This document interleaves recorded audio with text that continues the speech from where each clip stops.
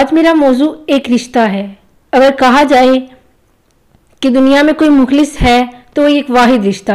ہم سے جڑے تمام رشتے، چاہے وہ خالہ کا، پھوپھی کا یا ماموں کا ہو، یہ سب ایک حد تک محبت کرتے ہیں۔ ان کی محبت رشتے کی مناسبت کے مطابق ہوتی ہے، لیکن ایک ایسا رشتہ جس کے بارے میں آج بات کرنا چاہتی ہوں، وہ رشتہ ہے والدین کا رشتہ۔ ہمارے دین نے ہمیں ہر رشتے کی اہمیت اور ضرورت کو واضح کیا ہے اور والدین کے حقوق و فرائض پر بہت زور دیا ہے۔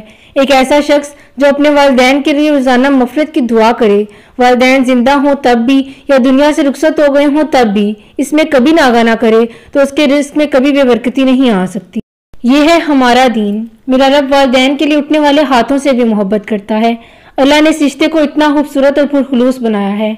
ایسا شخص جو والدین کا نافرمان ہو جائے، وہ کس طرح رحمتوں کے نزول کی امید لگا سکتا ہے؟ خوش نصیب تو وہ ہیں جو والدین کی خدمت کرتے ہیں، ان کے سامنے اپنے بازو جھکائے رکھتے ہیں۔ آج معاشرے میں والدین کی نافرمانی عام ہو چکی ہے۔ اس رشتے کی عقیدت و احترام ختم ہوتا جا رہا ہے۔ ایک بار جبریل نے پوچھا، قیامت کب آئے گی؟ تو آپ فرماتے ہیں، اللہ کو پتہ ہے۔ جبریل علیہ السلام نے عرض کی، یا رسول اللہ، کوئی نشانی بتا دیں۔ آپ فرماتے ہیں، جب تم دیکھو اولادیں ماں باپ کے ساتھ نوکر کی طرح بات کریں تو سمجھنا آنے والی ہے۔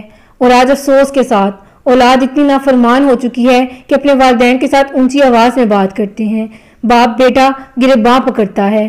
اسلام نے بار بار والدین کے ساتھ اچھے سلوک کا حکم دیا۔ ایک حدیث کا مفہوم کچھ یوں ہے کہ اگر کلام عرب میں لفظ اف کے علاوہ کوئی اور ایسا لفظ ہوتا جس میں لفظ اف کے مقابلے میں کم تکلیف کا معنی ہوتا تو اللہ اس لفظ کو بھی والدین کے سامنے ادا کرنے سے منع فرماتے۔ والدین کے نافرمان اصل میں غضب الہی کو دعوت دیتے ہیں۔ سرکار دو عالم فرماتے ہیں، والدین کا نافرمان اگرچہ روزہ نماز پڑھے، یہاں تک کہ وہ اس نماز اور روزہ میں یکتا اور منفرد ہو جائے، مگر اس کا انتقال اس حال میں ہو کہ اس کے والدین اس پر خوش نہ ہوں، تو وہ اللہ سے اس حال میں جا ملے تو اس پر غضبناک ہوگا۔